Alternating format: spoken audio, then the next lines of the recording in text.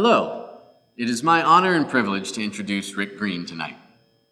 There's an old saying that goes, it's not who you know, it's who knows you. And in Rick's case, he has both sides of that adage covered. His work in TV and media over the last 30 plus years has certainly filled up his contacts list and given him plenty of stories to share. But the true testament of his work is the number of people that continually reach out to him for help, creative ideas, expertise, recommendations, or just a friendly ear. His work has blessed him with awards and the kind of access to events, celebrities, sports figures, and CEOs that most people would only dream about. Yet he's remained humble enough to willingly be the butt of jokes around the office, including being the old guy. This award will certainly solidify that status for him, but those jokes, of course, are the highest form of respect and admiration. In spite of his career highlights, to know Rick means you know it's the relationships that he values most. He's always willing to have a conversation, always willing to help, and always willing to take a chance and try something new, including taking a chance on a very green intern 15 years ago who now considers him to be the ultimate example of a colleague, a mentor, and a friend. It's all around you. Creative is literally all around you. I was fortunate enough to have people in my bubble, people I worked for, people I worked with when I first started, who told me that, who said, doesn't matter what your position is, doesn't matter where you work, doesn't matter who you are, when you go to Subway and you order your sandwich, look around, look at the colors, look at how the menu matches the table and the table matches the sign outside. Pay attention to these things. Somebody made those things. Somebody made decisions about those things. And there's literally creative all around you. And I don't know if I would have paid that much of attention back then if somebody smarter than me wouldn't have said that. And so I would pass that along. You have the power to make things happen. You can educate and you can inform and you can move people to do things. And it's not just buy stuff. Some of the most meaningful projects I've worked on over the last 30 years have had nothing to do with promoting or marketing something. It's been educating people on, hey, this is a thing you should pay attention to and know is going on or do something about. And that's the big difference today. Ladies and gentlemen, please welcome Silver Circle honoree, Rick Green. So, wow, there's really no proper way to say thank you, so I'll just settle for that. Thank you. I didn't really catch the TV bug like a lot of people here did. The bug that bit me was the making stuff bug. I always really loved that part.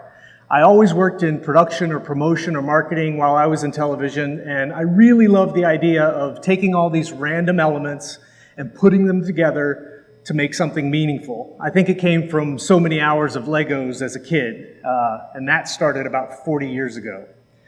My first job in TV was in 1990 at WLEX in Lexington, Kentucky. I was a junior in college, and that was 30 years ago. After some time at other TV stations, WLWT in Cincinnati and WCMH here in Columbus, I left TV just after 9/11 in 2001, and that was almost 20 years ago.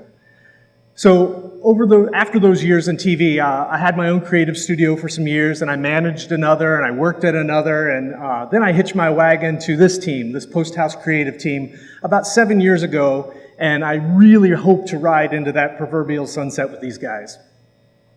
I certainly didn't plan on a career or a lifetime in this industry, an industry that's given me so much. In fact, with a degree in computer information systems, I thought I was destined to sit in a cubicle and write code for a living, and I was very thankfully very, very wrong. I met my wife in this industry. I was a Chiron operator at the time, and she was my boss during every newscast. As a director, she was often the only woman on an all-dude crew, and she was definitely the boss. I used to bring her breakfast in the control room, and I would keep count of her swear words while she was directing until she noticed me, and that was almost 28 years ago.